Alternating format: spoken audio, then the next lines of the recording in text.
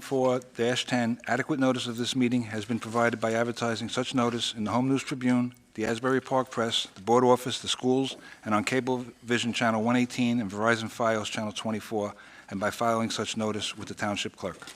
Mr. Mara? This meeting was scheduled for Tuesday, February 14th, 2017. The board will take formal action on payment of bills and agenda items. The Old Bridge Township Board of Education acknowledges that the law of this state establishes that members of the public, including members of the board, have the right to record public board meetings using audio or video recording devices, provided that that act of recording does not interfere with the business of this public board meeting. Therefore, the board makes it known that any such recording is to be considered the private recording of the individual and in no manner represents the official record of this board.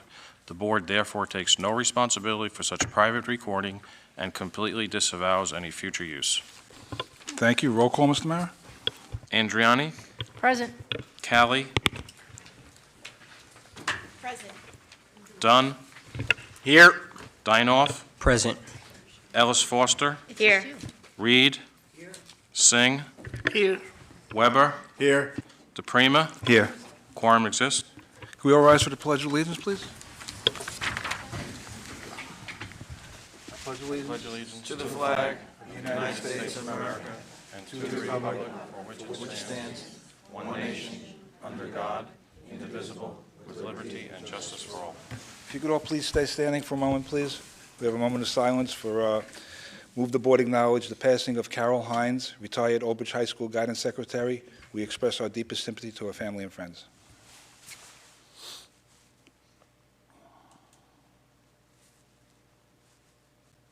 Thank you. Okay, welcome everybody. Thank you all for coming. Happy Valentine's Day.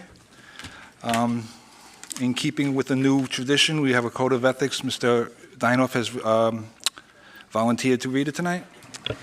Yes, this is the Code of Ethics Corner highlight of the month. Board members will recognize that authority rests with the Board of Education and make no personal promises nor take any private action that may compromise the board. Thank you. Thank you, Mr. Dinoff. Okay, approval of minutes. Can I have a motion, please? I'll move it. Dinoff will second. Any discussion? Mr. Mara, roll call. Andriani? Yes. Callie? Yes. Dunn? Yes. Dinoff? Yes. Ellis Foster? Yes. Reed? Yes. Singh? Yes. Weber? Yes on the reorg, abstain on the other two.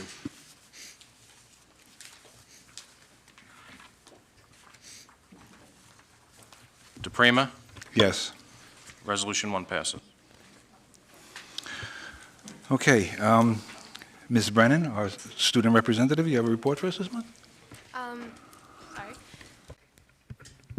So the peer program has been involved in a challenge day program at Salk and Sandburg schools, which is sort of like a peer retreat, but for the middle schoolers. So we go in and we do different activities and boundary breaking events with them. And then tomorrow is the Soul Food Festival, which is run by the African American Club for History Month. And then the lip sync battle, it will be on Thursday in the auditorium at 6:30. The Tri-M inductions will be coming up, as well as today a lot of Valentine's Day events took place. So there was a lot of clubs giving out different flowers, and SAD actually went around and put like heart-shaped, like "you are special, you are beautiful, you are amazing," like on every locker in the main building and the GNC, which is very nice. And the cheerleaders actually just got back from their national competition over the weekend. That was in Florida. So that's it. Thank you, Ms. Brennan. Seeing there's no recognition, we will move on to our illustrious leader, Mr. Cittadino. Thank you, Courtney, and thank you, Mrs. DePrima. I'm going to start off with we have to do twice a year, we have to have the report from the superintendent on harassment, intimidation, bullying, violence, and vandalism report. And This takes place twice throughout the year. So I think all the board members have a copy of the report in their packet, and I'm just going to go through some of the stats in the report that are required by the legislation to report upon. So for the time period this would be of January last year to June of last year, because you're always six months or so behind in the reporting as the data is collected. So this would be the conclusion of the 2015-16 school year. So we're talking about January of 2016 to June 2016. Across the entire district, we had 29 incidents of violence, 7 incidents of vandalism, 2 incidents of weapons, 13 incidences of substance abuse, and 30 harassment, intimidation, and bullying incidents that were founded across the district.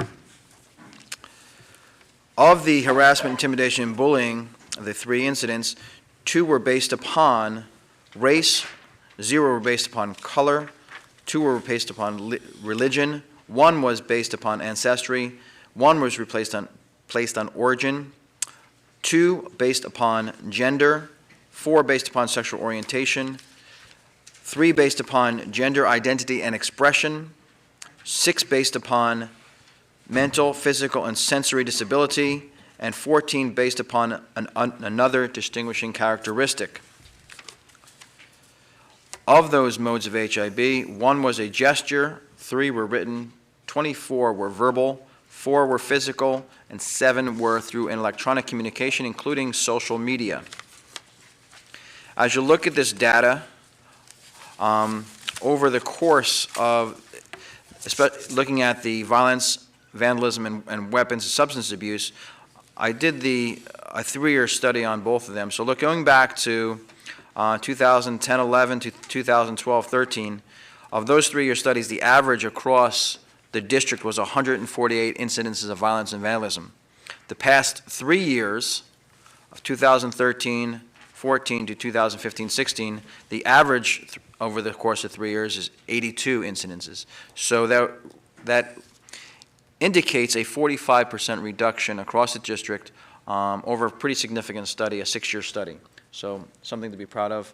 Our schools are working hard, and it can't be separated from the fact of the work we've done towards being National District of Character, National Schools of Character.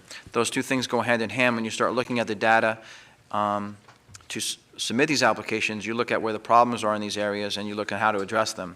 And as that gets done, you see a self-correction going on in the schools. So something we're very proud of. The second part of my report is going to be all connected to progress towards goals, but it really talks about our district finances and its impact. So looking at the impact and our plan and what we've done so far, this community, this administration, this staff, everyone involved, all the stakeholders in the action plan for the response to the Albert Einstein Energy Smart Charter School. This goes back to December 20th. That is where we started our effective reaction to it.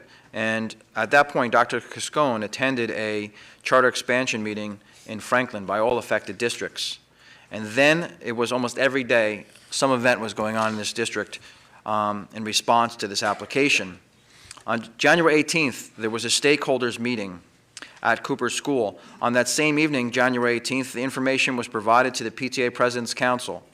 On January 19th, the Old Bridge Cares About Public Schools Facebook page was born. On January 20th, the county superintendents held a meeting, and it was at that point that I recruited Darcy Simarusti to attend our forum and to speak about the impact of the expansion of charter schools across the county through her expertise. On January 21st, the petition began, and our first people signed up and grew to over 4,000 as of today.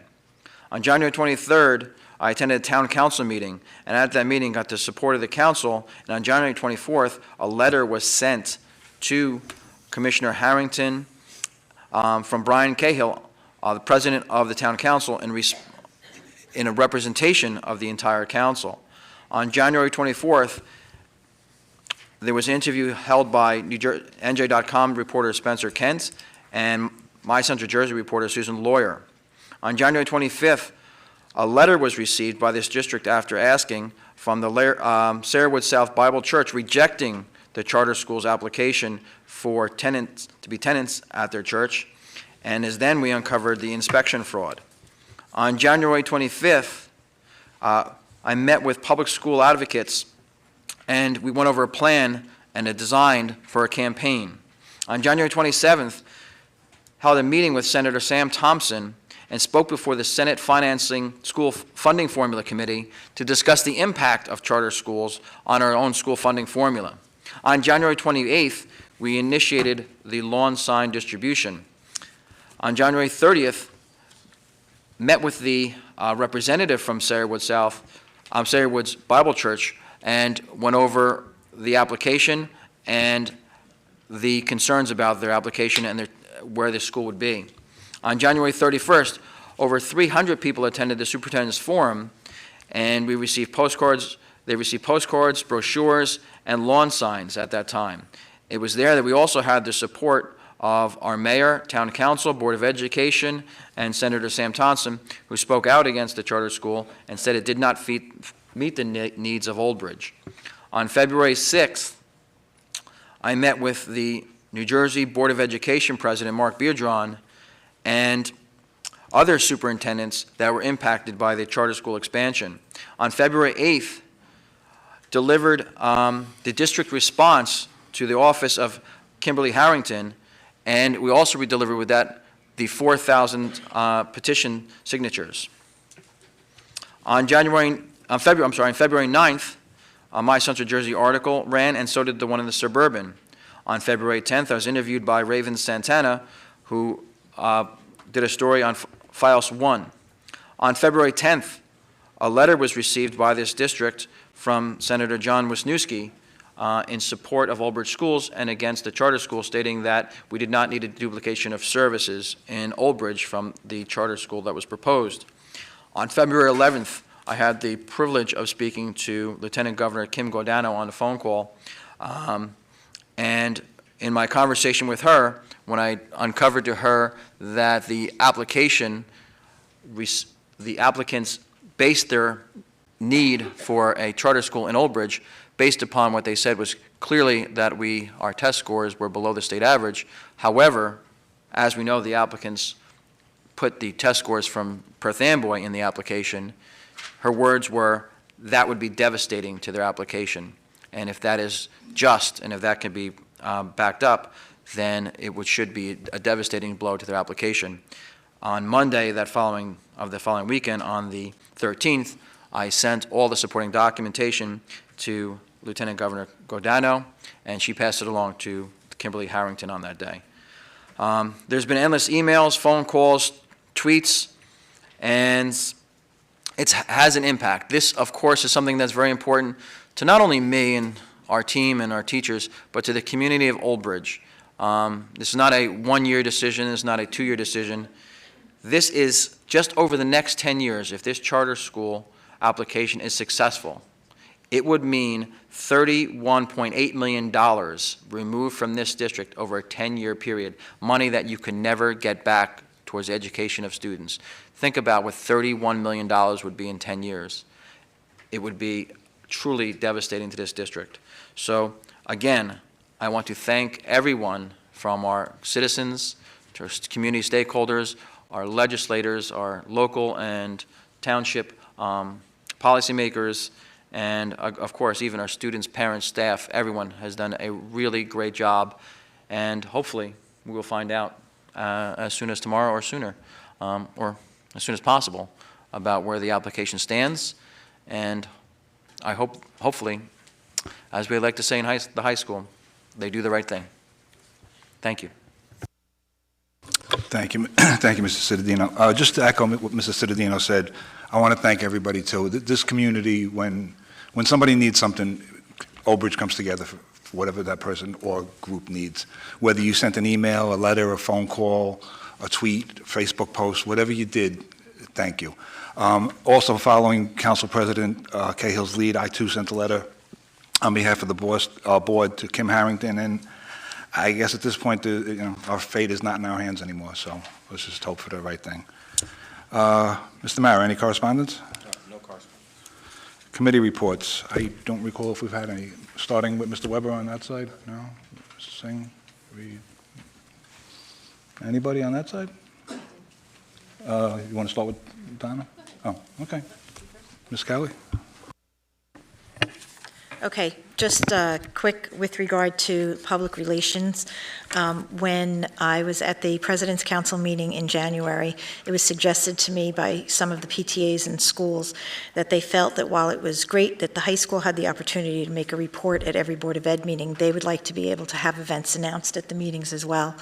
After discussing some options with Mr. Cittadino and Mr. DePrima, I sent a message to the PTA presidents and advised them that we would be instituting something new as part of the Public Relations Committee. If any PTA or school has anything they would like to have announced, or if there is an event that they wanted to invite the Board of Ed members to attend, they could email me and I would give a short report at the regular Board of Ed meetings. This month I've been asked to pass along the following.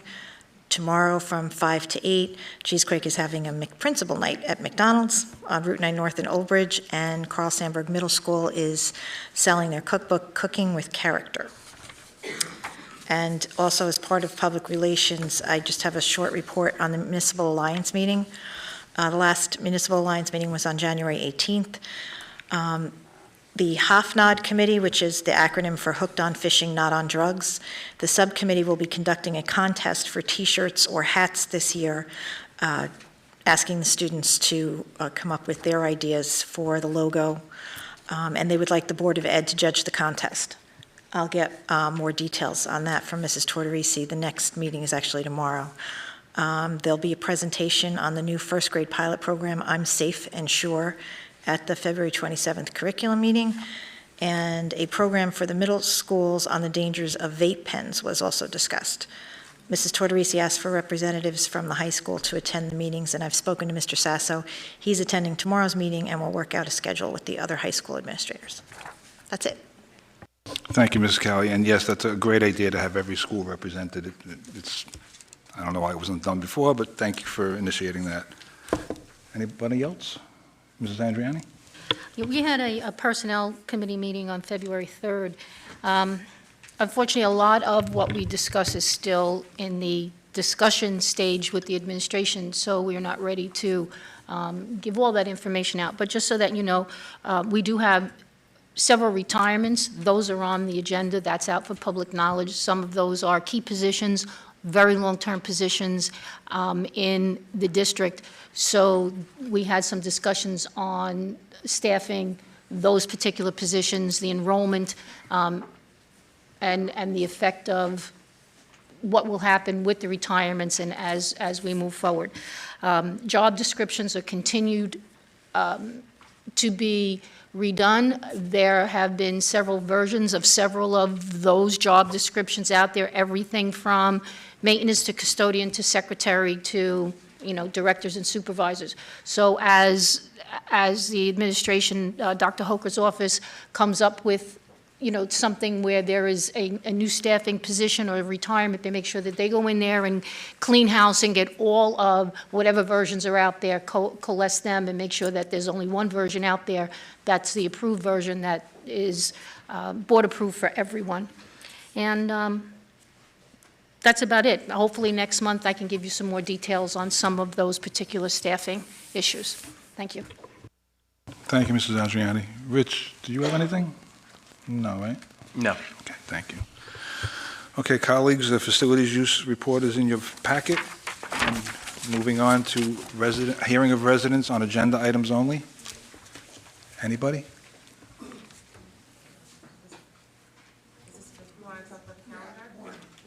It's on the agenda, yes, you can. Just please go to the podium.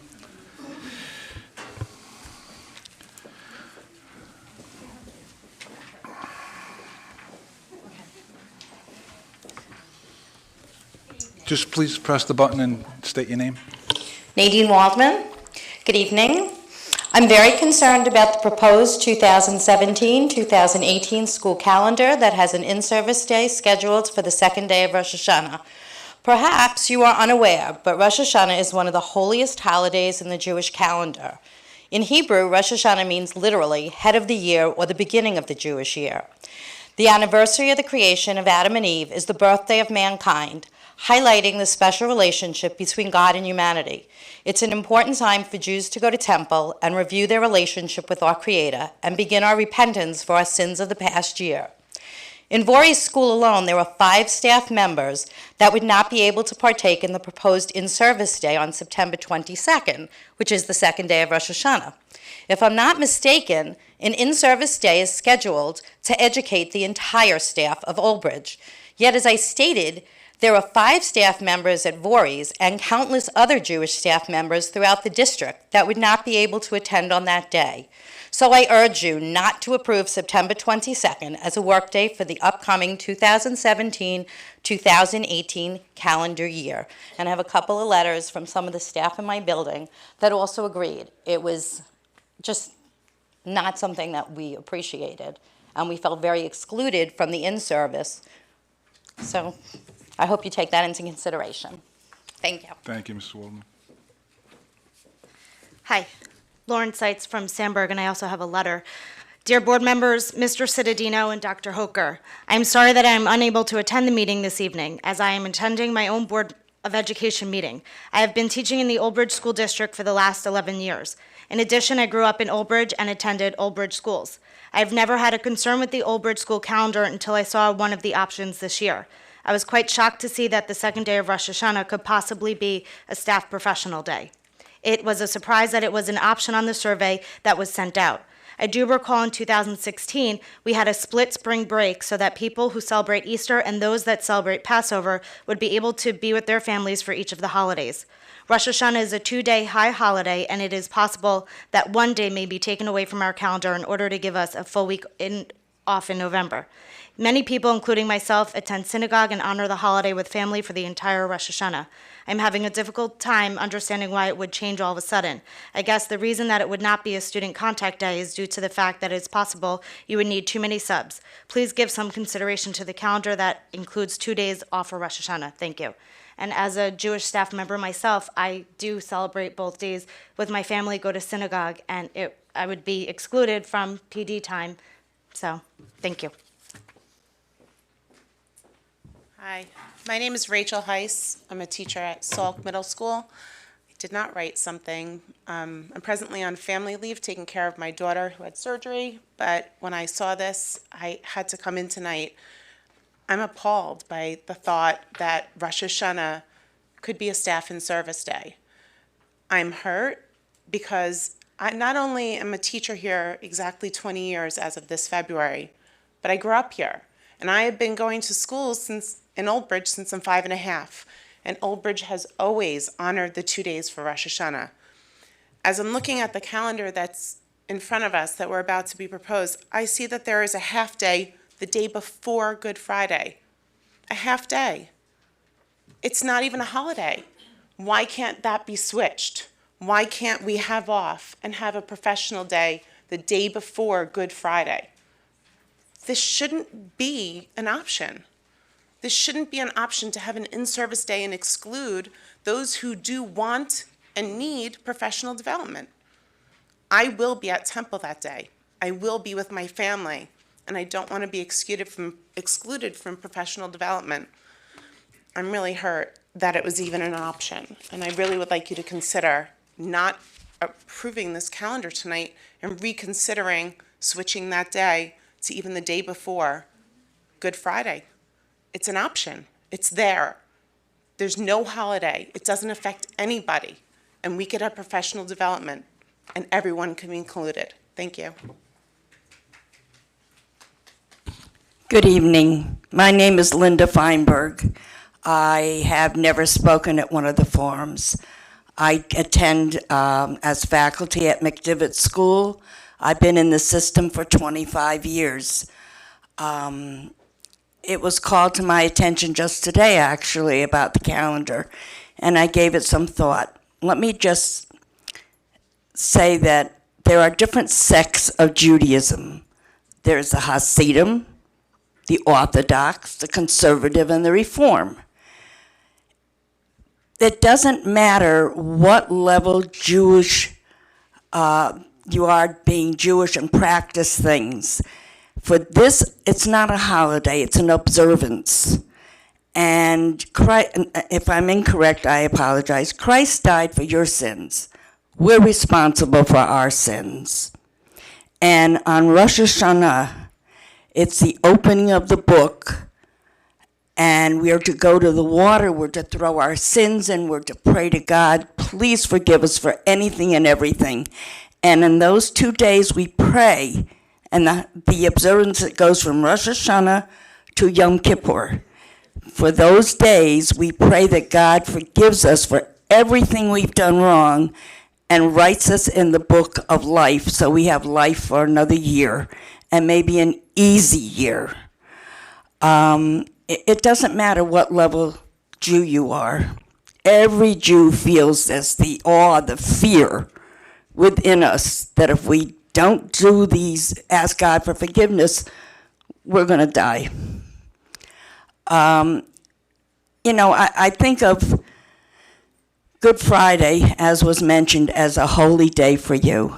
Yes, absolutely. You might have the Buddhist and the Jehovah's Witness and the Baptists attend your in-service, but the rest of the individuals who practice Christianity certainly wouldn't go to an in-service on Good Friday. Would you have them have to make up those hours? Would you have them have to go to an in-service on that day?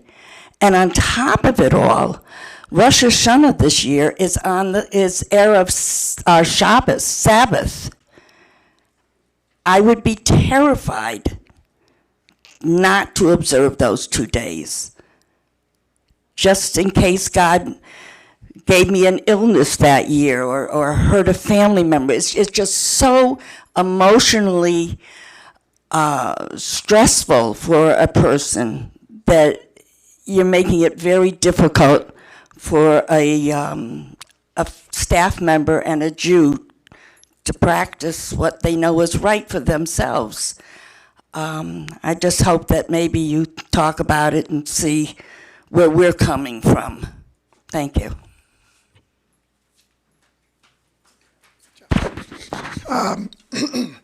Chris Lenegro from Carl Sandburg Middle School. Today we had a rough count. There were at least 18 staff members in our school that also had this issue, including Denise and many others.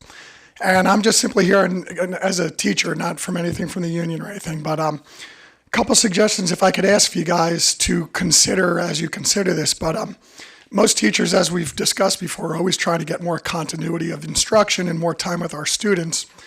And in looking at the schedule, if there's some things we could try, even if not this year and others, to do things. For example, days that we could be in school that right now are taken off. And the days that always come to mind were Columbus Day, Election Day, President's Day, Martin Luther King Day. Now, some people get very riled up as soon as I say that, but as a social studies teacher, I truly believe that when the students are not in school, they don't properly recognize any of these days. And most teachers would like to be there to make special days out of these. For example, Election Day, and I know there's security concerns which could be discussed about that, and I do think they could be solved. But to have a civics day on Election Day where we would work the polls, where we could have our own debates and elections and mock elections, which we do already, but to actually do it on Election Day would be great. On Veterans Day, like we do already, we have veterans events all year, but to actually do it on Veterans Day, to have the students there participating would be great. Martin Luther King Day, I think it's one of the most underserved holidays of the year. I mean, our students stay home, sleep late, and a lot of them play video games and don't recognize it at all. And I'd much rather have those students in my class and in the English class. And there's so many great activities. And President's Day, there's great educational opportunities to do on those days that would not only free up, well, again, Columbus Day, we have school this year, but not only would that free up 3 days, but it would also kind of clear up the beginning of November where, since we're not here on Election Day, they're off the 6th and the 8th, and we could clear up 5 days. And that way we wouldn't have to then put our workers, our support staff, and our colleagues in this position to have to plea for their to be able to observe their religious days. And I just hope that maybe in the future we can consider those things for everyone's purposes, not just to celebrate a holiday, but to get continuity of education and more time, and also get out earlier in June so we're not in sweltering schools, you guys know how it is. So I would appreciate it and appreciate the opportunity. Thank you. Thank you all. Should we address this first, or is there anybody else for anything else on the agenda? I would suggest, since you're going to probably have a discussion about it during the calendar portion, but when you vote on it, if you did it now, you'd probably wind up doing it again, so hold off those comments to then. I just want to make one clarification before you go there. The half-day before Good Friday is not a day that we put in there because we want to put in, that's a contractual obligation. It's in the half-day before Good Friday. It doesn't say Good Friday in the contract, it says spring break. You have to have a half-day before spring break. That's in return for you being at parent conference, certified staff being at parent, 2 nights of parent conferences. So there's 3 nights that are obligations to be half-days.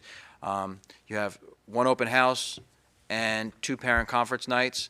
So it's the half-day before Thanksgiving, half-day before spring break, and the half-day before Memorial Day are the 3 contractual days we give back for your evening. Half-day before Christmas is also a contractual win from the OBA that was considered to be a past practice, and they won that in arbitration.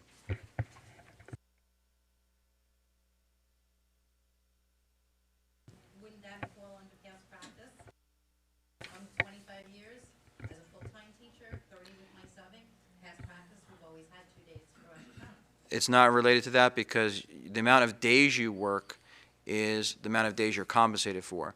The arbitration that was won by the OBA is that they were paid to be earned a half day, and when they tried to bring it back to a full day, they won it as a past practice.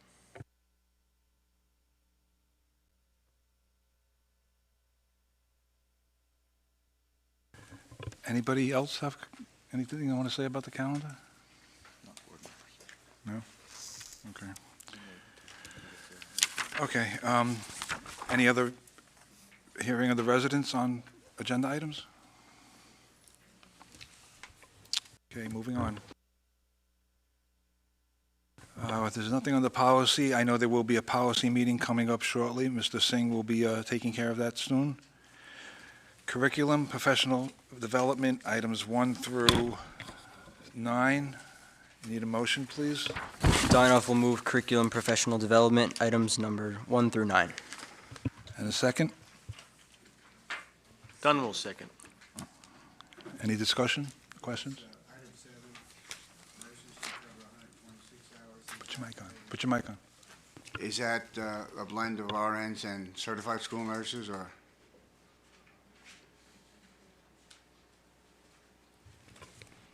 Mr. Cittadino, Dr. Hoker, is Which item's he on? I'm sorry. number 7. Third item down on item 7. The positions are posted and then the staff is selected, so it could be a mix of both. So then, and they make different rates?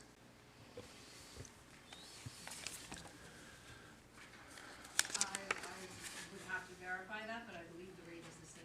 Okay, yeah, well, then I would make the price right.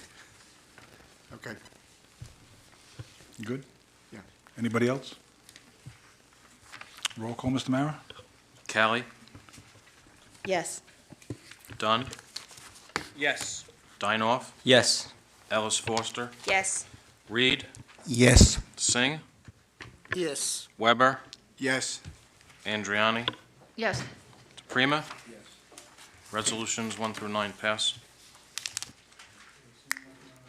Seeing nothing under athletics, we'll go on to finance, items 1 through 14. Can I have a motion, please? Dunn will make a motion for finance, items 1 through 14, Mr. President. Mr. Dunn, second.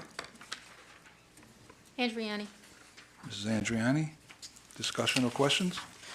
Yes, Mr. DePrima. I have a question on item number 10, the settlement. Now, is this the final document that was submitted to us on Friday? Because typically, when there was a document that still had a lot of markings, it was finalized in our board packet, and we received a copy. So I'm not sure, did anyone else receive a copy of the cohesive document? Dr. Tui will address your concern. There were 2 documents, one that had all the blue markup, and then there was a second one. So there should be 2 copies of settlement agreements. Settlements on the agenda, so they're different. So where's the final settlement for item number 10? Is it the one that's marked up in blue? That's how it's going to be signed by the board president? Yes. Well, typically, this was cleaned up by the attorneys. I mean, there's markings on here that aren't legible to me. That's how that attorney for that parent works. You don't get a cleaned up version. Okay, well, I'm not going to be voting on this if this is the final document, so I'd like to make a motion to table this. Because there's markings that aren't legible in here. I think we need a cohesive document. We pay a lot for attorney's fees, and I think one party could work on that. Your point is well made, but first of all, your special ed attorneys and the family's attorney worked on this. Dr. Tui, if the terms are as discussed, as outlined to the board, is this the one that was discussed with the board last week? Are there time constraints on this? Yes. The lack of legibility, first of all, based upon the attorney who's involved. Here we go. Based upon the attorney who's involved on the opposite side, the plaintiff's or the petitioner's attorney, this is not a surprise without going into that. It is a legally enforceable and valid document. So in the real world, I completely understand and respect your objection to the format. Legally, it sounds like it's in the district's best interest to move forward with it. But you certainly have the right to your vote for the reasons that you expressed. Yes, I would still like to make the motion to table because in the summer I reviewed documents like this and I could never hand something like this into my supervisor. A student would never be able to hand something like this into their teacher in this district. So I would like to make a motion to table number 10. Mr. Dinoff, I kind of agree with you as far as the neatness, for lack of a better term, of the document. But on council's advice, I think we should move forward with it. Again, you are obviously entitled to abstain or vote no, but I don't think it's a tabling type issue. Well, can I make a motion to table and we can? You have. Okay. So you May need, I- may- does anyone care to second on Mr. Dinoff's motion to table? Can we have a discussion on that first? Not until there's a second. I'll second it for discussion. Okay. Okay, discussion on the motion to table, please. My main question, whether it's Dr. Tui or our attorney, if it's illegible for us, and there are some cryptic notes in there that we can't decipher, on your copy, on the copy that the board has, is it legible? I mean, can you read it? Whatever markings that we are discussing, whether they're blue cutout or hieroglyphics, Well, as a former history teacher and an avid reader of hieroglyphics, I can read everything on that document, and I think it would be ideal if the board voted on it tonight. But obviously, I respect the board's decision on that. Dr. Tui, can I ask whose markings are illegible? The parent's attorney, it's yes.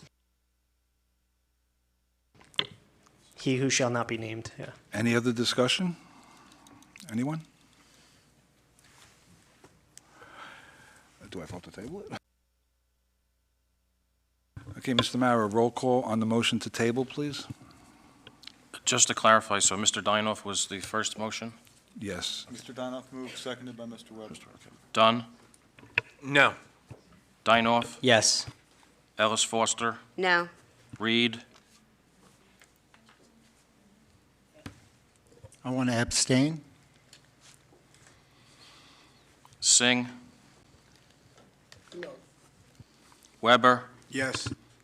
Andriani? No? Callie? No. DePrima? No. The 6 noes, 2 yeses. The motion to table fails. And one I'm sorry, abstention. one abstention. Back to discussion on 1 through 4. Okay, any more discussion on 1 through 14? I just have a question on the failed number 10 for a table. The attorney on this is our special ed attorney. Yes, the Scarilla Cornell is the firm. If there's any dispute between the contract language, is he culpable? Yes, the enforcement of that agreement would fall to your special ed counsel. You should turn your mic on when you ask such astute questions, by the way. The responsibility for enforcement fall upon your special ed counsel in the event of any dispute. In the absence of any dispute, the question by Mrs. Andriani to Dr. Tui is, can you read this? The better question on a day-to-day basis is, do you know what this says? That's a minor distinction, but an important one, because the agreement lives in the enforcement of its terms. Okay, anyone else, 1 through 14? 1 through 9 and 11 through 14? Can I just want to make a call out on number 9, which is a very generous donation by the Panacoctus family to Carl Sandburg. So just a beautiful tribute. Why don't Why don't you read it? No, then I'll start crying. So maybe somebody else can. I'll read it on behalf of Mrs. Foster. For those of you, I'm sure everybody knows, Mrs. Panagakis had passed away sometime last year, and move the board acknowledge the Panagakis family for the donation of $10,000 to the Carl Sandburg Middle School Learning Commons Project for the purchase of books, furniture, technology, and any related expenses for renovating the library to a Learning Commons for CSMS students and faculty. Thank you, Panagakis family. Okay, roll call, Mr. Mara. So this is a roll call on 1 through 14. 1 through 14, since... Dunn, Yes. Dinoff, Abstain on item number 10, yes on the remainder. Ellis Foster, Yes, except, however, I will abstain on number 3. Reed, Yes. Singh, Yes. Weber, Yes. Andriani, Yes. Callie, Yes. DePrima. Yes. Resolutions 1 through 14 pass. Okay, non-certificated personnel office, 1 through 3. Motion? Reed will, I'm sorry? I'd like to, Thank you. Second, please? Jeff. Any discussion? I'd just like to say congratulations to Jeff Haberman, because I worked with him when he first started here in the high school as an officer in the building, and I wish him best of luck. Anyone else? Mr. Mara, please. Dinoff, Yes. Ellis Foster, Yes. Reed, Yes. Singh, Yes. Weber, Yes. Andriani, Yes. Callie, Yes. Dunn, Yes. DePrima. Yes. Resolutions 1 through 3 pass. Okay, moving on, non-certificated personnel other, items 1 through 16. Have a motion, please? Callie will make a motion. And a second? Dunn will second. Thank you. Discussion on 1 through 16. Yes, on item number 4 or 5, actually, for this position, this RN position, it was posted as the individual either have a certified school nurse, instructional or non-instructional certificate, or and be an RN. So this position, regardless of what certification the individual has, are they being compensated at the RN guide, since that's the position? You said number 5? Did you say 4 or 5, Jeff? This position, that's 4 is the leave and 5 is the replacement. Number 5 is an extension of the long-term substitute Yes. position in that position. Okay, I'm sorry, I'm asking about the permanent. We would be filling it permanently, beginning of March. So we posted for the retirement, and that was posted as either filling it with an RN or a certified, dependent upon the applicants and whether we actually get an RN to apply or a CSN. Did I Okay, answer your question? So in other words, whatever certificate the person has, that's how they're compensated. It's not position-specific, or it is? It's changing now. So our goal would be to fill the position with an RN. However, if we cannot find an RN to fill the position, we've been given approval to go ahead and hire a CSN. Okay. That was determined earlier this year, and we did I believe when we had in another scenario with an LTS, we had attempted to bring in a CSN because we were not able to find an RN. So again, the goal would be to fill the position with a candidate who is an RN if we're replacing an RN, but if we are unable to, we will move forward with the CSN. So we've Okay. posted it with both certifications. So are there any current certified school nurses that are in RN positions? Or are they all? As of today, yes. Yes, so they could potentially apply to be compensated for their certificate then, for this position.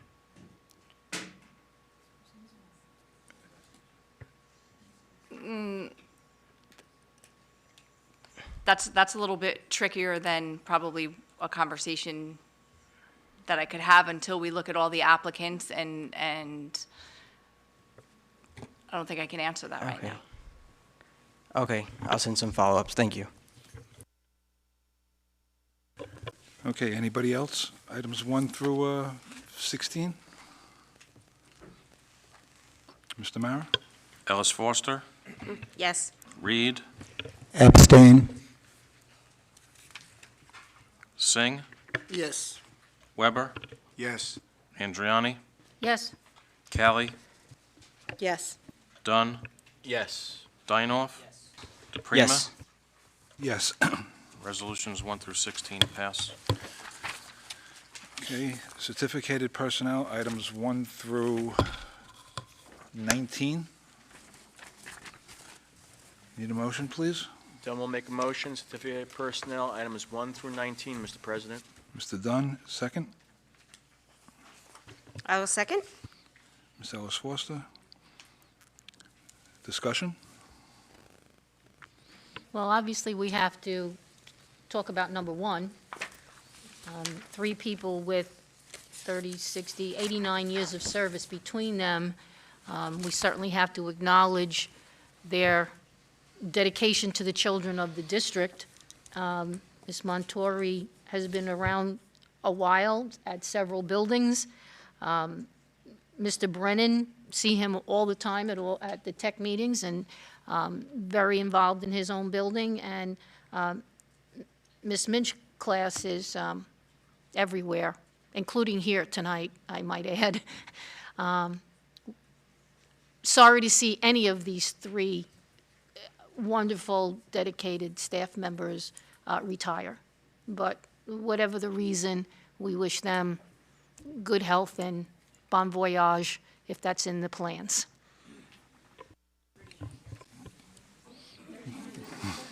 Yeah, I put in 37. At 39, you don't look a day over 20. Thank you, Mrs. Andriani. I might as well make my comment, too. There's like 10 retirements on tonight's agenda, which is probably a record for 1 month. But as Mrs. Andriani said, I've gotten to know some of these people personally over the years. Mrs. Montori, Mr. Brennan, and Ms. Minch's class, obviously you will be sorely missed. I don't know if we could fill your shoes, but thank you for everything you've done for the district. Mr. Brennan, Mr. Montori, if you're watching, same for you. Thank you. Anybody else? Certificated personnel? Yes, Mr. President. I just want to recognize the 3 individuals who are retiring. They're going to be dearly missed. I know all 3 personally. Colleen Montori, she was a fabulous principal over at Sherrar School for many, many years. Look what the school has done under her stewardship. It's been recognized as one of the high-exceeding elementary schools in the state on the PARCC exam. And, she's going to be dearly missed. And she's a special person. And I want to just tell her good luck in her future endeavors, and she will be dearly missed. Mr. Brennan, he's always been involved with the district in many aspects. He's been to many board meetings, and he's also very passionate about his positions, and he's going to be missed as well. And of course, Melanie. I've known Melanie since I've been involved with special education in SEPTA, and she's been a very important piece of SEPTA for many, many years. Her and Ms. Betancourt did an incredible job when they were together. It was just an incredible experience to know Melanie, and she's worked so well now with Jim, Chewy, and her dedication and her, how can I put it, her vigor for the betterment of our special need kids will be missed. So thank you, Melanie, for 40 years of hard work through your 39 years. Thank you. Thank you, Mr. Dunn. Anyone else? Yes, I would like to also add that, Melanie, I remember when I was a teacher and you were a student in the school. I congratulate you and welcome aboard to the retirees. Thank you, Mr. Reed. Anybody else? I just want to add that I actually have Melanie's yearbook picture, and she looks exactly the same.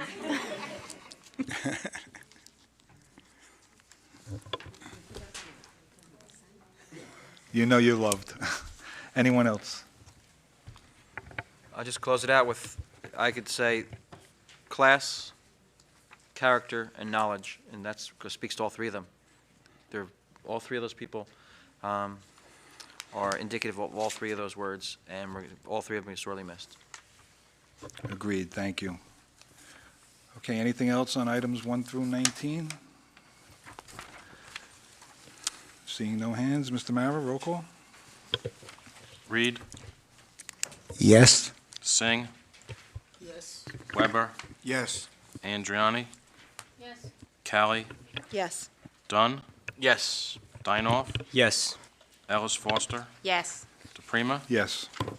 Resolutions 1 through 19 passed. Okay, non-certificated personnel transportation, items 1 through 7. Need a motion, please?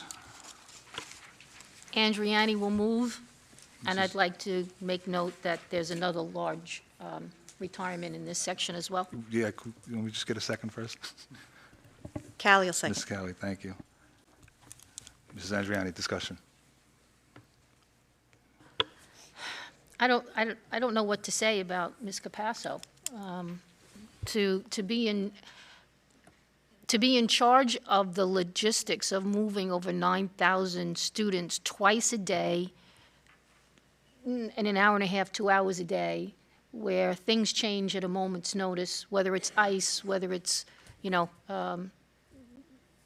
that somebody's ill on the bus, whatever it is, it's an unbelievably difficult job. And Ms. Capasso does it with flair and efficiency, and I don't know how she does it. So kudos to her, and whatever her plans are, as well, bon voyage. And I believe there's somebody here from her staff. Yes, okay, so.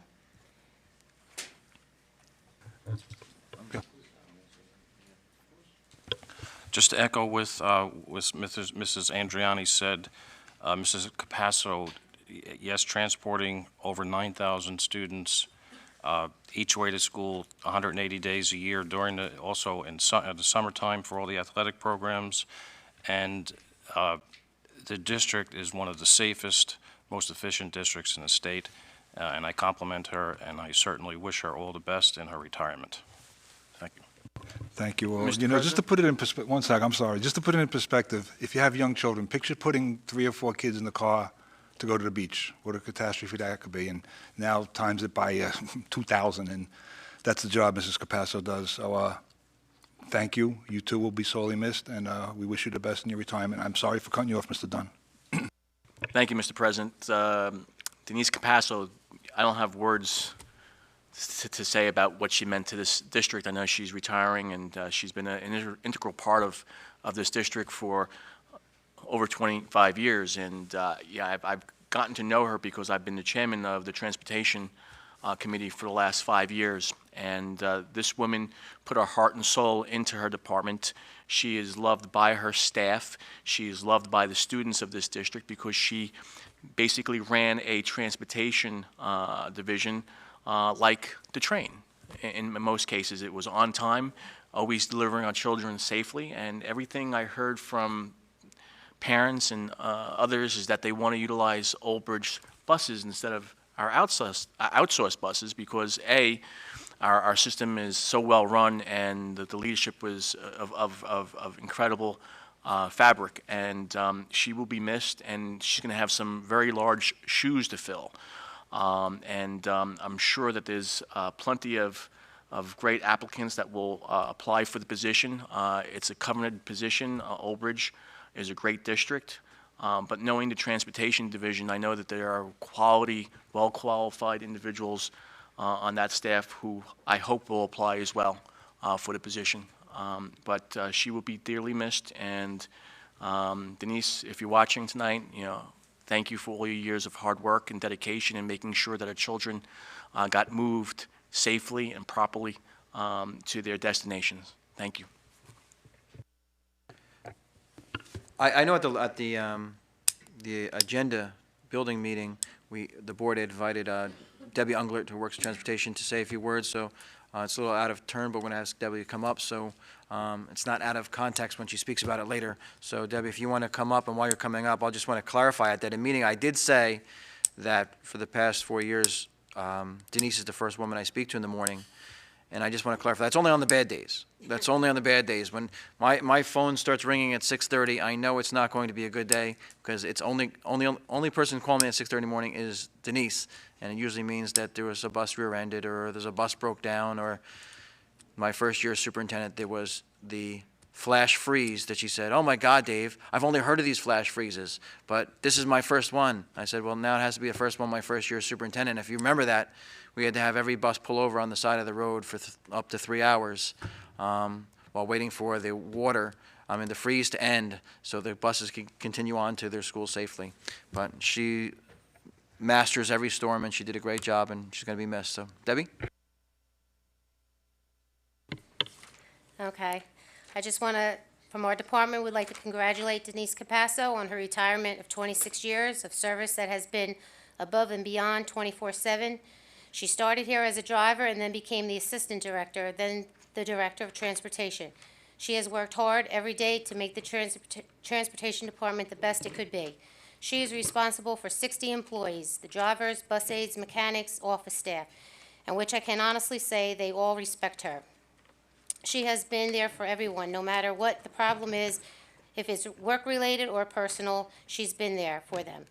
They all know that she would stand behind them, no matter what the problem could possibly be. I can say when we started 26 years ago, I started with her, the condition of our buses were not great. Today, we have one of the best-looking fleets around, and we are well-maintained. If our vehicles are not 100%, they are not on the road. The calls come in every day from parents asking for their children if they could please be on the board buses. They would rather be on the board buses and feel safe than contractors. We have all that to Denise for everything that she does.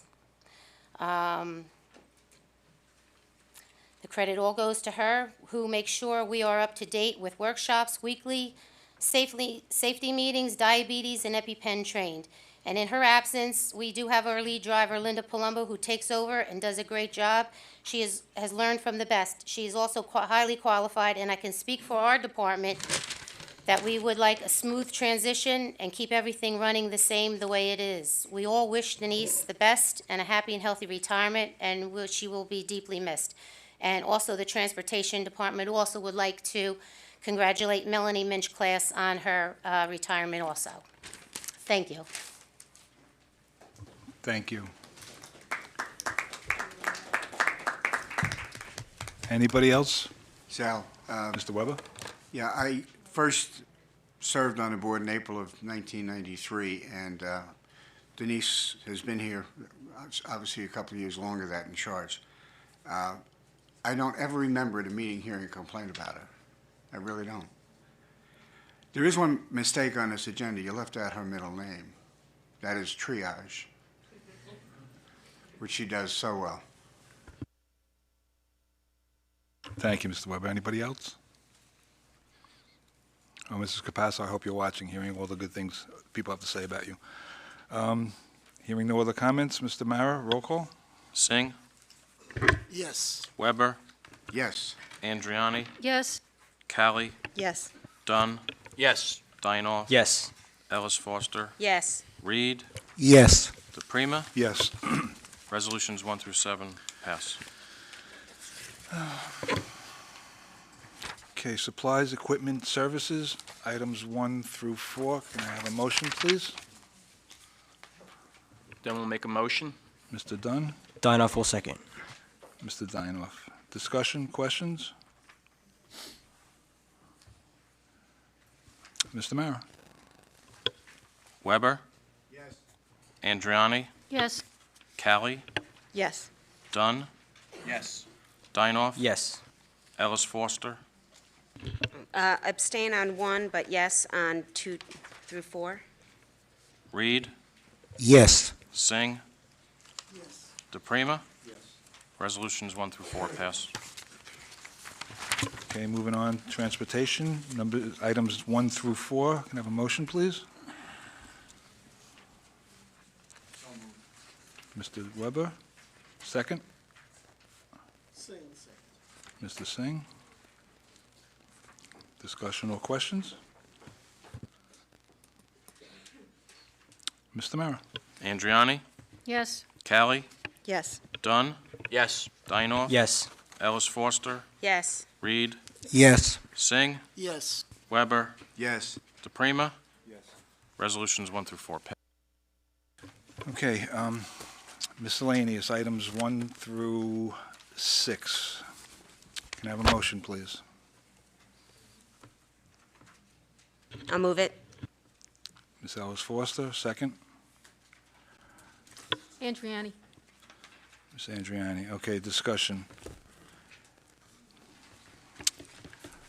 Well, if nobody else has anything, I'd like to ask a question on number 6. I don't know if I'm out of line, Mr. Cittadino, but do we have the luxury of waiting on this, of tabling it, and maybe we can make any adjustments? I don't know the timetable. Unlike legal matters, there is no quick rush to adopt it in February. I would say, you should probably adopt it by March because families make plans. We have to book venues for different events and so forth. So, I wouldn't want it to go any further past March, but if the full board voted to table it, then it's an option. The only reason I'm saying that is, first of all, whoever spoke tonight, please note that this was not any, not done in any insulting way as far as anybody's religious beliefs. I actually learned a few things tonight listening to you all. How do I bring this to the table? I'd like to make a motion. You can. All right, I'd like to make a motion to table this then for further discussion. I know it's, we have discussed it, there has been a survey put out, but apparently some people feel very strongly about this, and I think it's our responsibility to maybe take another look at it. So you want to table it to March? Yes. So my question is, when would we get the opportunity to discuss it if we table it? You need a second. There's a motion on the table before you ask that. I'll second it. Yeah. Yes. Okay, discussion. Mr. Cittadino, obviously, religion is very important in many lives, and we need to make sure that we give our employees the appropriate time to express and exercise their religious beliefs. Would any teacher be docked or days taken away from them if they want that second day for Rosh Hashanah to go to temple and to practice their religious beliefs? Just, I'll kind of wrap it all up in kind of a 40-second comment. Religion and politics, they always say you don't really speak about them because they're uncomfortable. And unfortunately, when you operate a school district, you have to speak about them. In many communities, like my own, they don't even mention the holidays on the calendar. They say fall holiday 1, fall recess 2, winter recess 1, winter recess 2, spring recess 1, spring recess 2. So when the topic comes up, they say, well, we didn't take any holidays off. These are just our recesses. So when the process begins, we have an instructional council that represents teachers, it represents leadership, it represents middle school, elementary, high school. And then we bring in parents, and we form a calendar committee like that so that the board has information coming from those impacted, being faculty, families. And then the additional information that we've started to provide is the survey of information, because according to the school ethics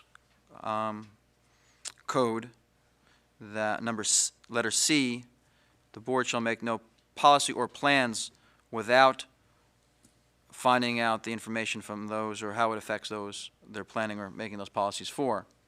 Something according to that matter, something about that, without consulting those who will be affected. So in assisting the board in that way, it's hard for me to say that you're going to go out and, as board members, to have conversations with everybody in the community who has children in the community, or teachers in the community, our staff in the community, because it'd be very difficult. So that's why the survey was initiated, to assist the board and be aligned with the Code of Ethics. I know that every year since I've been superintendent, the day after the calendar is adopted, I get a phone call, usually 3 to 6, because the calendar did not address the needs of a religion. And that's the difficult part. The demographics of Old Bridge has changed. It's changing very rapidly. So with every religion that is represented, not every religion is represented with a day off, and that inclusive of our staff. Many of our staff members, regardless of what faith they have if it's not represented on the calendar with a day off, they are entitled to take that day off as long as it's a recognized state or federal holiday without financial punishment, financial consequence. The only consequence is that they have to make up the day somewhere else in the calendar. The other option that's always afforded them, if they don't want to do that, is a personal day. They can take a personal day for that reason. But I do understand that staff members wouldn't want to take a personal day for a religious belief, so they can take a religious holiday, as long as it's a recognized religious holiday, without consequence other than having to make the day up.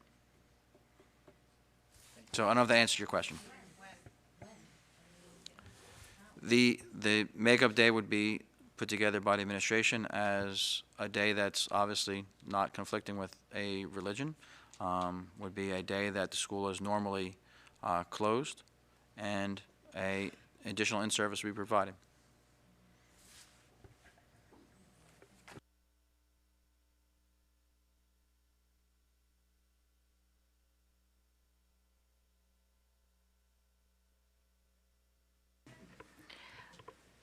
I have a couple of questions. First, I just want to mention that we, last year, a decision was made to split the spring recess, and the amount of negative feedback that we received on that was unbelievable.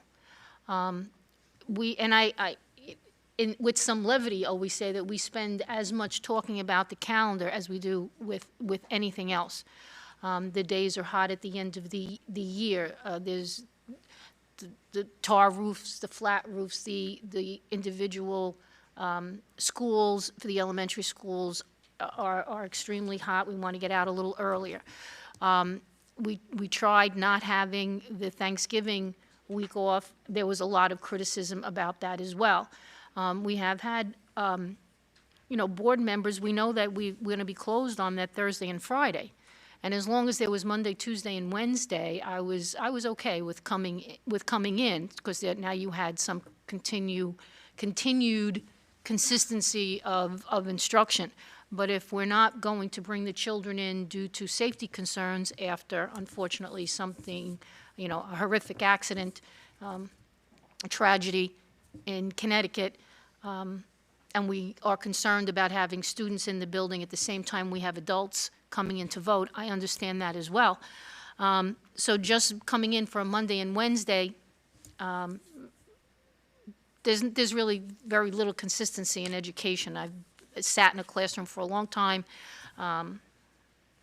37 years, and that I know that wouldn't work for me. I'd wind up repeating everything for those students. So that's an issue.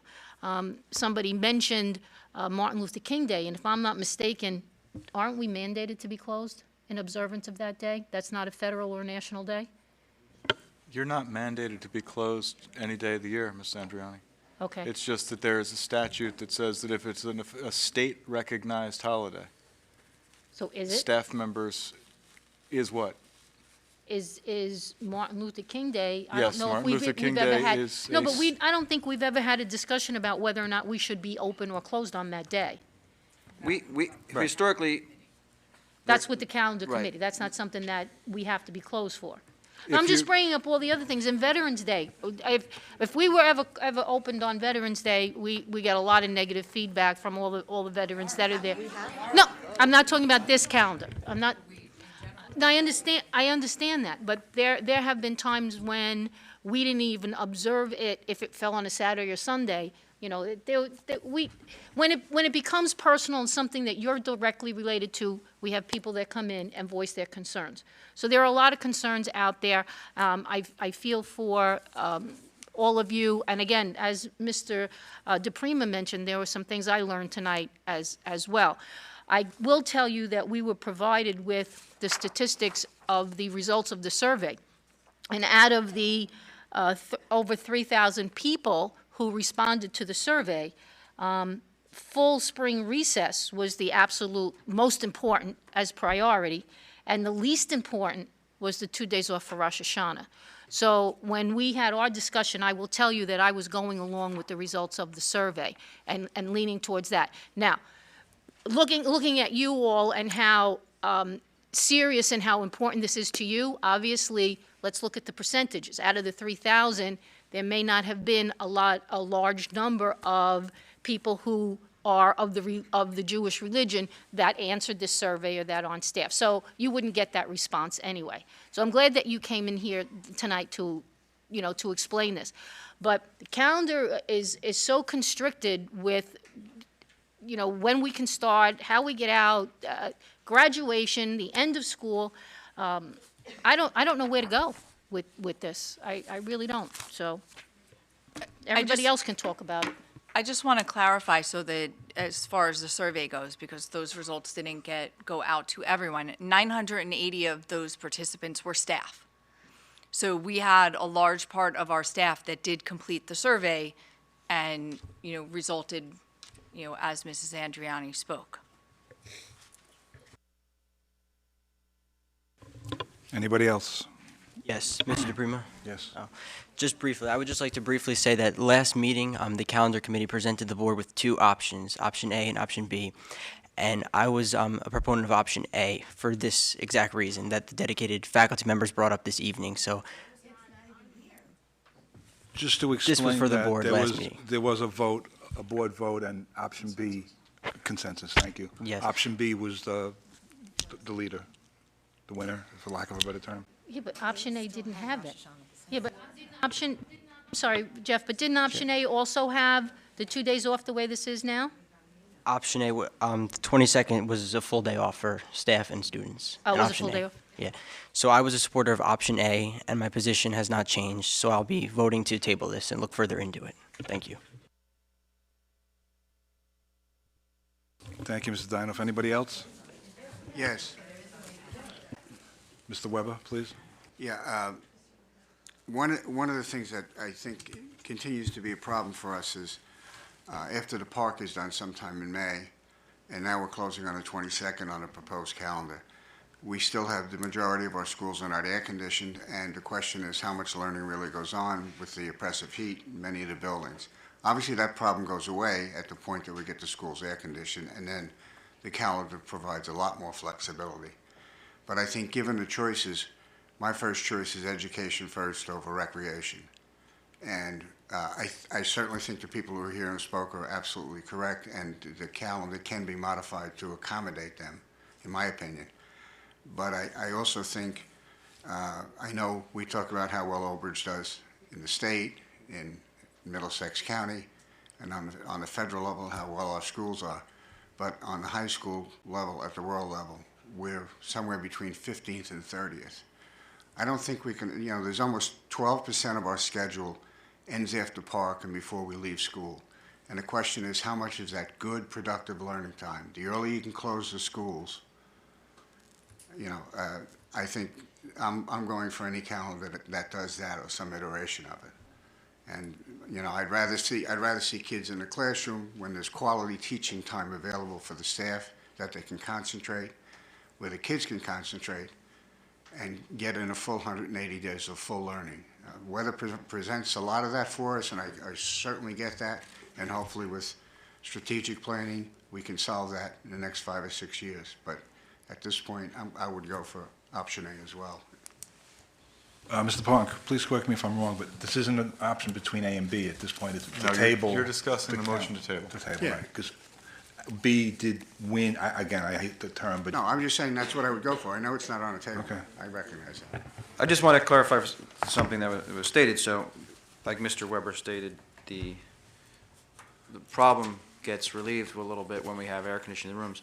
Part of the process why this calendar was promoted is that it allows for the ESIP work to get finished so that we could eventually get to the process where the savings from the ESIP could lead to the air conditioning of the buildings.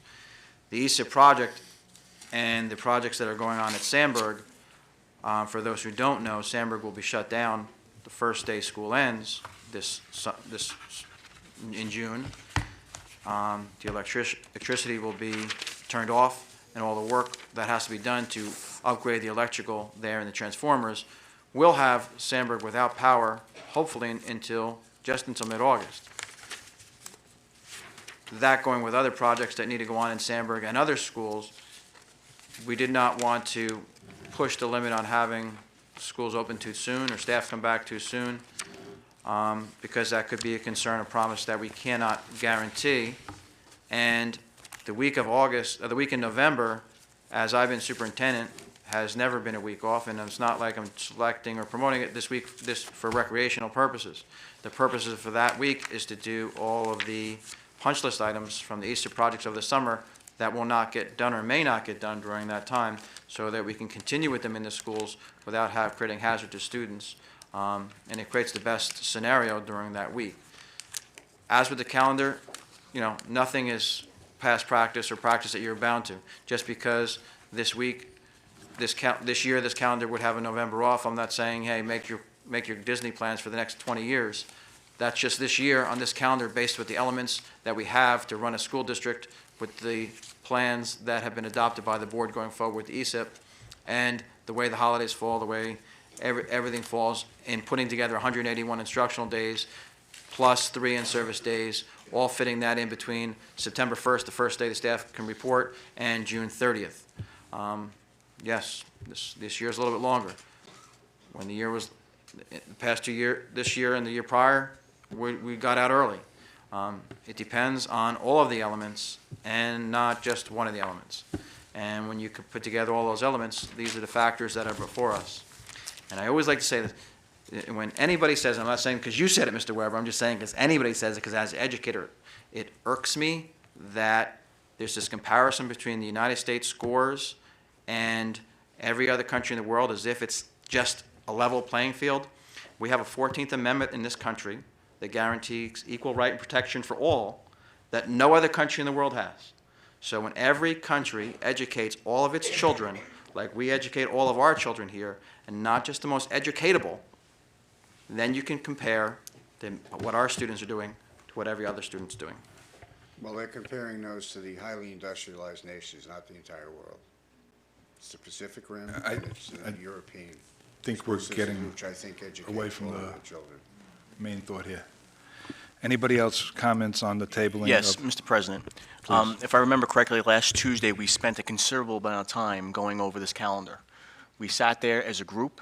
We decided that we were going to go with one particular calendar, and we vetted the entire process based upon what was in front of us. Every year, it's the same process. So what's the sense of going through the process if we're going to delay a vote? So, at this point, I understand that there was only 6 board members at the agenda session, which we discussed this. And I think that we did have a consensus. So if we're going to table it, let's make the motion, decide whether or not we move forward. But we did spend about 40 minutes, I believe, discussing the calendar on Tuesday evening, and everyone had their fair say, and we did vet the results that we did receive from the survey. And yes, people were divided on both sides of the table for various reasons. Every year, we have people coming here arguing about their point of view. And we just need to make a decision and determine what's in the best course of the school district calendar-wise. Thank you. I totally agree, Mr. Dunn. Right now, the opinion is to table, so I guess at this point, we do a roll call on... Can I? Please, make a Ms. comment? Yeah, so, I respect my colleague, Mr. Dunn, but I think something this important deserves some public debate on it, because not everybody comes to the agenda meeting. So I think that, we have it. Now, we will not make everyone happy, that's for sure. So we have people today who aren't happy. If we change it, there will be people coming next week who won't be happy. There will be a contingent of people in the community who are not happy because of personal reasons. So there's just no way around it, whether it's, I can tell you that I'm sorry? So I was saying there's parents who have a hard time with the week of November off, who are working families. So there's an issue there. So there's only so many days. So if we want a full week off, there's families who want that week off. There's families who have other constraints and want the week of April off. There's contractual constraints.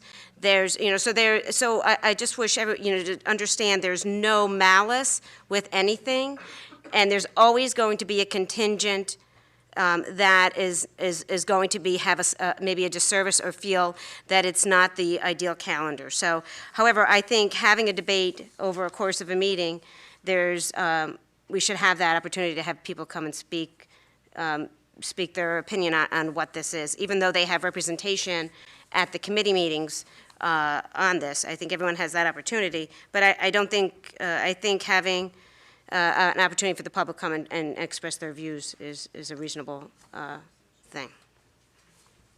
Thank you, Kelly. Anybody else? Yes. Please. First of all, thank you for coming out and expressing this. Unfortunately, I guess the results of the survey were really not a good, indication, even though we had almost a third of the people surveyed were staff members. I wish more people had, taken the survey or, expressed their concerns before we got to this point. Just to what Mr. Lenegro had said about a couple of the other options that we can do, I just wanted to echo what Ms. Andriani said. Election day really can't, in my opinion, cannot be an option because of school safety. The other days, we can debate that. No. When he was talking about having the kids come in on Election Day because there's great learning possibilities on the Election Day or President's Day or different issue. Ladies, please. Mrs. Cowie has the floor, please.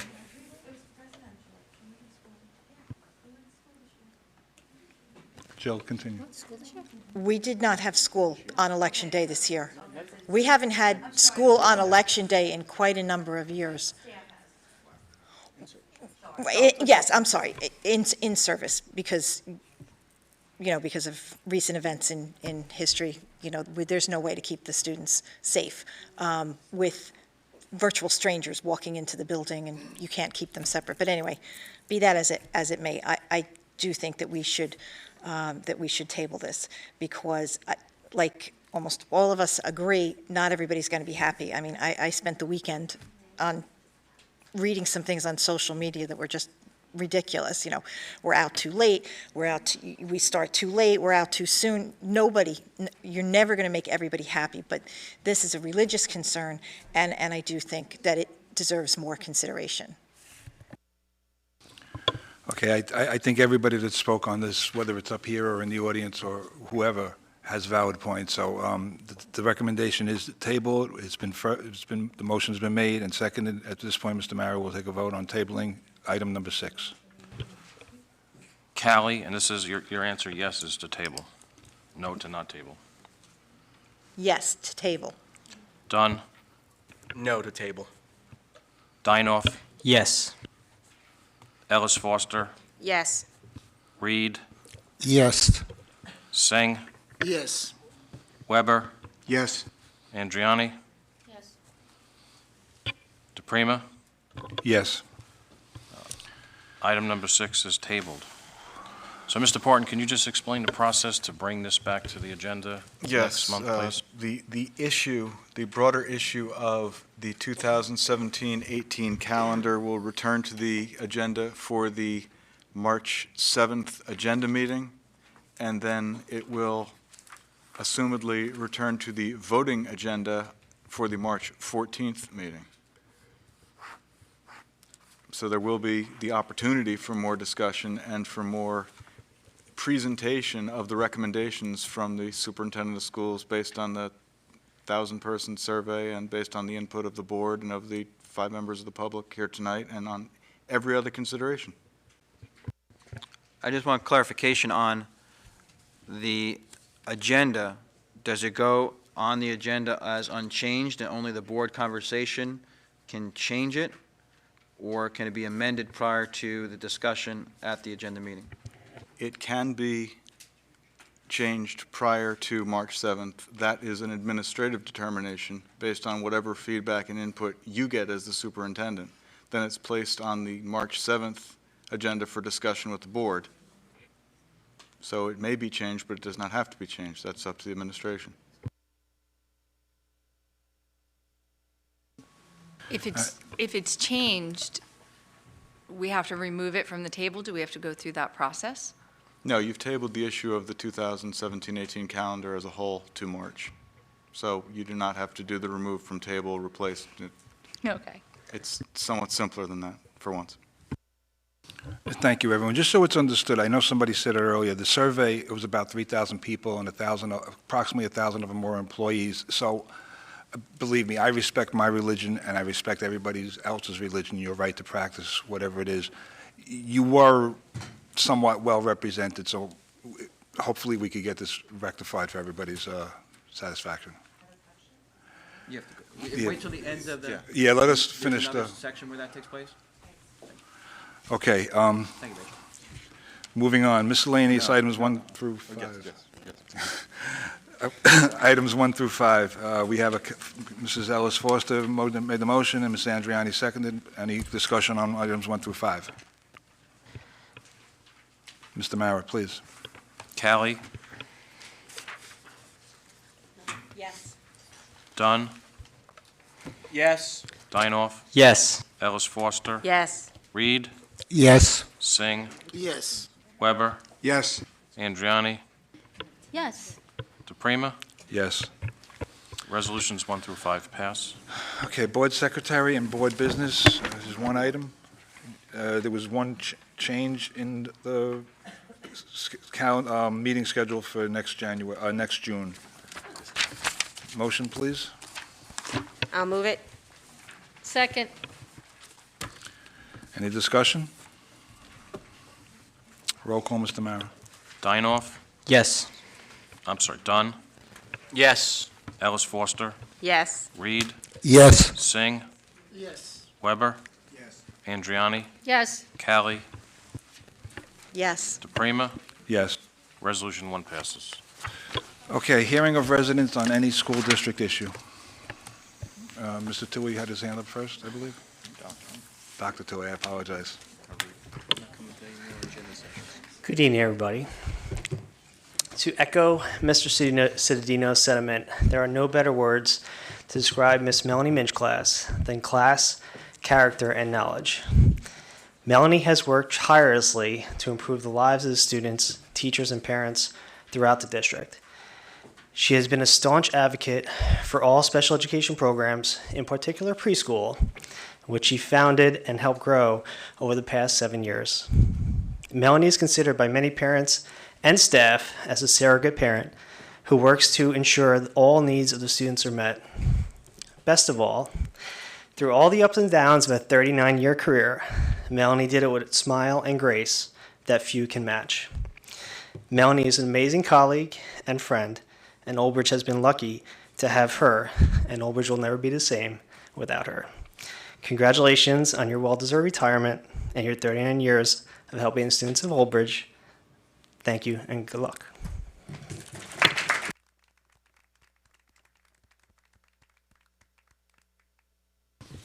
Hi, Navy Waldman again. We do have elections that go on in school. I work at Voorhees. We have primary elections, we have school board elections, because I can guarantee you we have it, because I can't park during different elections, because there's no parking for us, because it's all elections. So there are many elections that go on when we do have school. So I wanted to clarify that. Oh, I know, but I did want to clarify that we have strangers in the building for other elections, so I wanted to clear it. We also maybe think of the option, instead of the whole week off in November, why not just give Monday off, have Monday school, and then have Tuesday through Friday off? So people might not be thrilled they don't have the 2 weekends included, but just have school that Monday. That clarifies and it rectifies the whole situation. So it's just an option that we could think of that still gives us those extra days to work, because it is a very important holiday, as you heard from myself and my colleagues. So I just wanted you to think of that. Thank you. Thank you. Currently, right now, the Wednesday that we have, I think the day, Mr. Tui, hold up your fingers, how many thousands of kids are off the whole district? Take off that day, the whole district-wide? The Wednesday before teachers' convention? Was it? Right. So just the Wednesday of that week, when you don't have Thursday and Friday, 1,200 absent. If we say we're going to be open on Monday, but not Thursday, no one's going to be here. We're actually not talking about a school day for students, because if you look right now, you're talking on the 22nd, this is only for teachers. Students are off. So if you continue to keep that day off for teachers and students, so everyone can observe the holiday who does, now all you need is a day for teachers to come in when school is still closed. If this is not affecting students at all. So if on Monday, the 6th of November, you bring teachers in, this is what they do in East Brunswick. In East Brunswick, they give off for the week. They did this year for the presidential election. I have friends that teach there. They gave the teachers an in-service day on Monday the 6th, and the rest of the week was closed for everybody, but students did not come in the whole week. Therefore, there's your solution. Everyone gets off for Rosh Hashanah, and on Monday the 6th, teachers come in. Now, election day is not touched. No one's safety is concerned. Teachers come in on Monday the 6th. Students are still off for the whole week. Parents get their vacation in November. It's an option. There's your solution, that or the other calendar that was tabled, which did give the 2 days off and had just the normal November break that we had this year on the calendar. So Monday the 6th is an option. Other districts that we work very closely with did that this past year. Thank you, Rachel. Anyone else hearing of residents on any school district item? Oh. Because I've never done this before, when you're tabling it, does that mean you're tabling it to come up with a possible solution? That question was actually asked of council earlier. Okay, I didn't understand, so that's why I'm asking for clarification. It just means that Mr. Cittadino and his administrative team are going to think about everything that's been said and all the sources of information, and they're going to come up with their best recommendation, whether it's the same one or something different, for the board to discuss further on March 7th, and then the board will vote on whatever the consensus was for March 7th on March 14th. Thank you, I appreciate the clarification.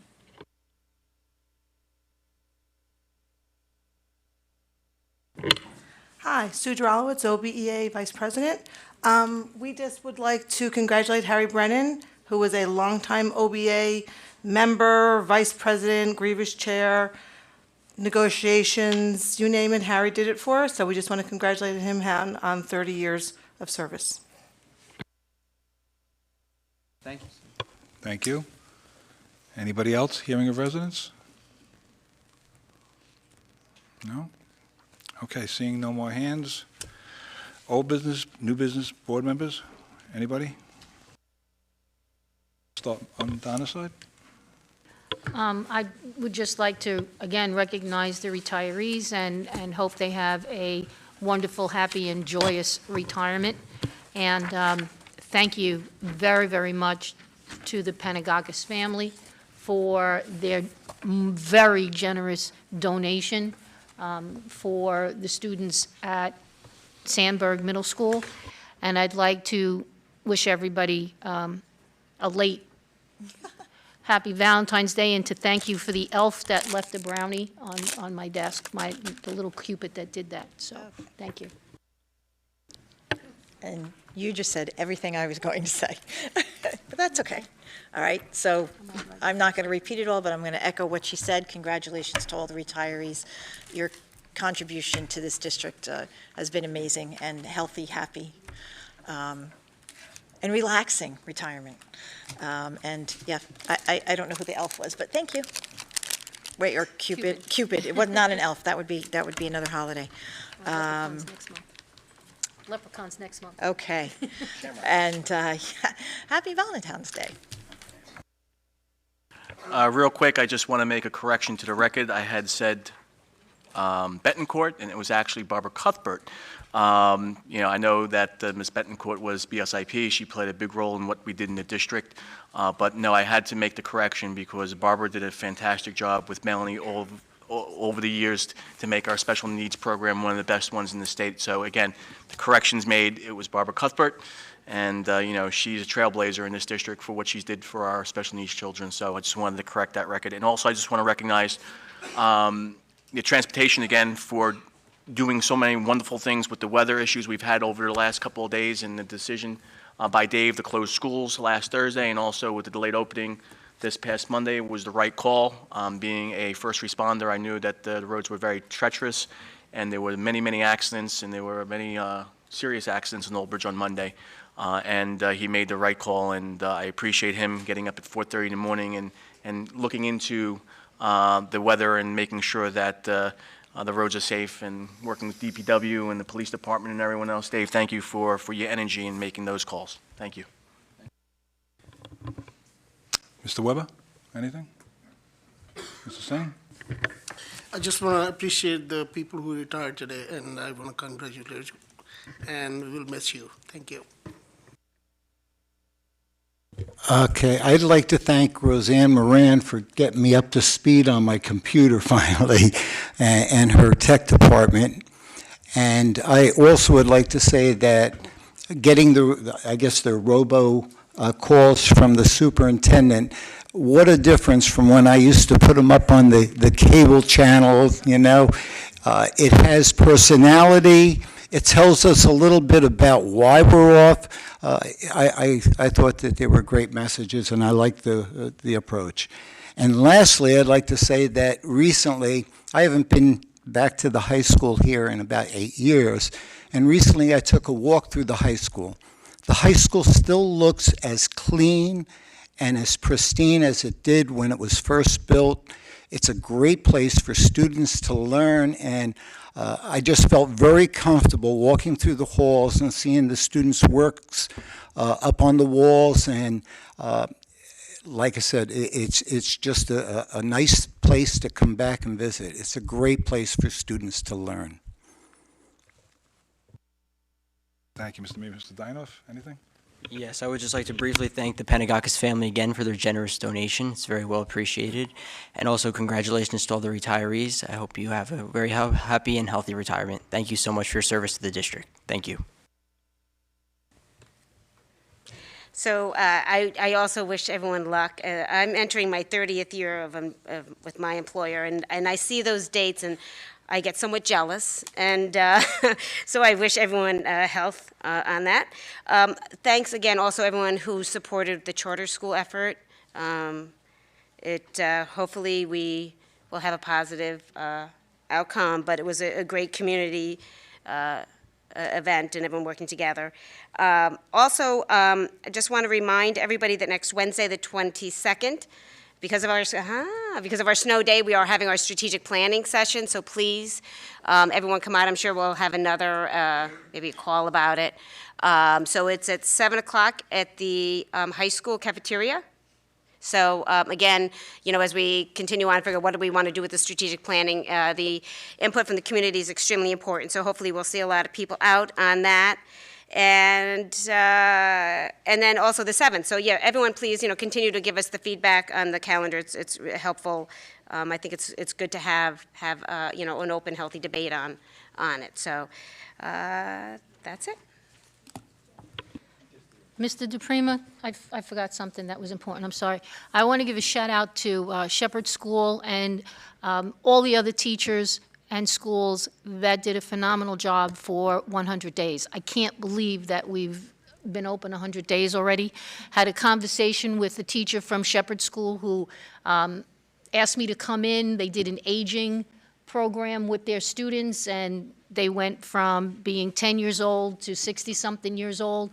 And I was able to see some of those pictures on the phone, but unfortunately I had commitments. I couldn't get to the school. So I know that 100-day projects and 100-day events happened all over. So I want to thank all the staff that was involved in that process. Thank you. Mr. Cittadino, anything else? Just, I know that Melanie, Harry,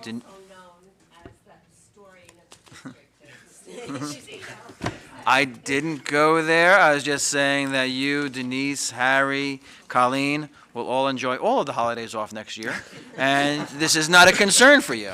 So, congratulations to you on that. And like you said, the 22nd is our strategic planning. Everyone, bring your neighbors, bring your friends. The survey for the strategic planning is still on the website. Looking for every stakeholder to take part in that. It's been advertised in the home news and in the suburban. So please take part in our strategic planning survey online. Thank you. Okay, thank you all. I think I've said my thank yous and congratulations. Just keep your fingers crossed for tomorrow's charter school decision, and I'm sure it'll be all over social media within 2 minutes that it happens. But again, thank you all for coming. Happy Valentine's Day, whatever's left of it, and I need a motion to close the meeting. Then we'll second. Mr. Aye. Thank you, everyone. Thank you, everyone. Good night.